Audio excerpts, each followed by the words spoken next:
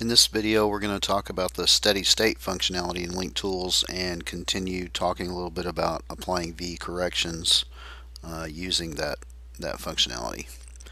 If we look at our log chart here, look at the log we've been using in the last few videos. It's just a pull. It's pretty easy within this log to determine where we want to make VE corrections. We just set a marker somewhere after full throttle where things have settled down a little bit, set the ending marker at the end of the throttle, full throttle area, and then do our correction. The problem is when you get into a log that has a lot of different data in it and it's not so well defined, it becomes kind of difficult to figure out where you want to apply corrections. So if I was to import a cruise log here, this has a lot more data than the pull, and there's no areas that are full throttle, and it's hard to look at this log and determine where I might want to apply some corrections.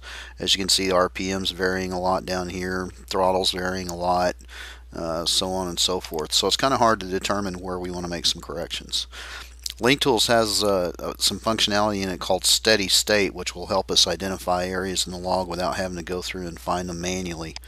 If you right click on preferences, go to the steady state tab, you'll see some boxes here that let you put in parameters that will filter the log and find those areas for you. So first of all, you got throttle position 0 to 100, RPM 0 to 99.99, and load factor 0 to 4. Number of seconds required is 0, and then there's variation boxes over here on the right. The way this works is let's take throttle position for example. Right now I'm telling it that if the throttle is greater than 0, less than 100, and varies by 100, that's considered good data.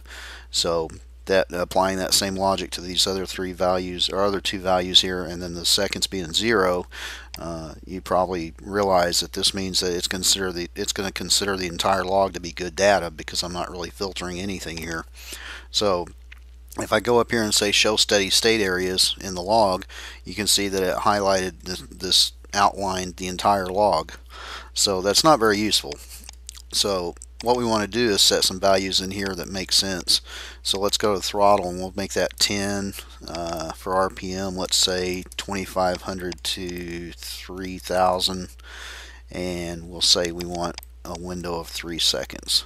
Now what this is doing is it's saying look for any areas in the log where throttle is at least 10%, RPM is between 2500 and 3000, and look for areas where that criteria is met for at least 3 seconds continuously.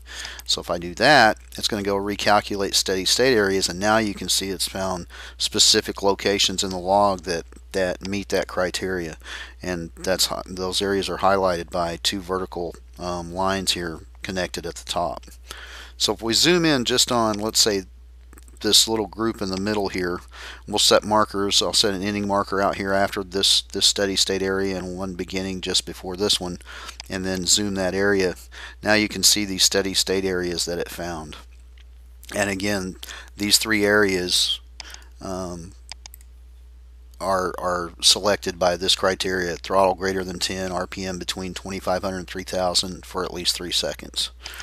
Okay, where this becomes useful is that let's say we want to apply some corrections, VE corrections, to this area now. Back over here under VE corrections in the preferences, there's a checkbox that says use steady state values only during auto correction. If that's checked, then it's going to auto correct everything between our markers just like it did when we did the full watt pull log. The only difference is it's going to ignore anything that's outside of these steady state areas. So now if I come in and do apply V corrections to marked cells, it's going to step through and correct every point between the beginning marker and the end marker, but it's going to ignore anything outside of these areas. So if we go to the VE table now and look at the corrections, you can see that it made corrections to everything between 2500 and 3000 plus any other cells that might be contributing, but it's only the areas that were considered steady state. So that lets you select areas in the log without having to go through and search for it. One other thing in the steady state that's useful is the variation. Now what this is let's take throttle for example. We'll zoom in on this area, this one steady state area over here a little bit. Let me set a marker there and then zoom to that marker. If you'll notice here, the throttle when this started was at 16 and it climbed up 17, 18, got to 20 right here. You can see over here it's at 20. Then it dropped a little to 17, and by the end down here it was down to 13.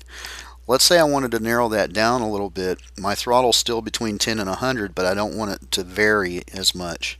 If I go to the steady state tab and put a variation in there, let's say of plus or minus 2, now when it calculates steady state areas, you can see it narrowed that area down.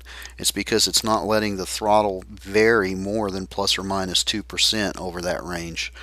So it actually went from 19 right here where it started, got to 20, dropped to 17, which is 19 minus 2, so it's still within range.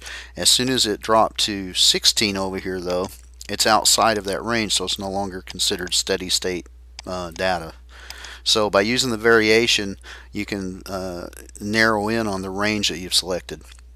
I could just as easily have here said, let's go from 10 to 20. We'll go from 10 to 20 with basically no variation, a wide open window, and you can see my throttle right here was within that 10 to 20 range, no problem. And then over here, as soon as it got outside of the 10, it's no longer steady state. Now we're down here around 6% throttle, and steady state's no longer considered there. So if I want to narrow that down again, just go narrow it down with a variation amount, plus or minus 2%, and it'll narrow that back down.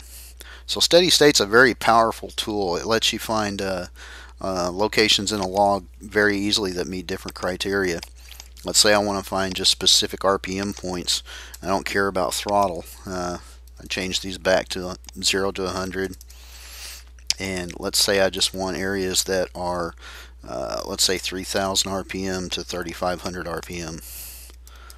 And let's see if any areas were 4 seconds long.